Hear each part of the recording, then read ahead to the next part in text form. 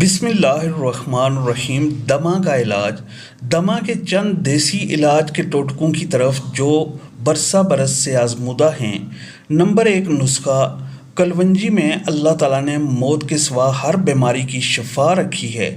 کلونجی پیس کر 1 سے آدھا چمچ صبح شام استعمال کرنا ہے۔ دمے کے مرض میں انتہائی مفید ہے۔ نمبر 2 نسخہ۔ شہد ایک مکمل غذا ہونے کے ساتھ ساتھ بے شمار ادویات خصوصیات کا حامل بھی ہے۔ مثلاً پیاز کے رس کے ساتھ شہد ملا کر پینے سے افاقہ ہوتا ہے۔ نمبر 3 نسخہ۔ ادرک اور دار چینی کا استعمال بھی دمہ میں نافع ہے۔ آدھا انچ کا ٹکڑا دار چینی اور 1 انچ کا ٹکڑا ادرک پانی میں پکا کر جوشیدہ پینے سے دمے کے مرض میں افاقہ ہوتا ہے۔ نمبر 4 نسخہ۔ اناب بھی بے شمار ادویات خصوصیات کا حامل ہے۔ بنفشہ اور اناب کا کہوہ بنا کر پینے سے بھی افاقہ ہوتا ہے۔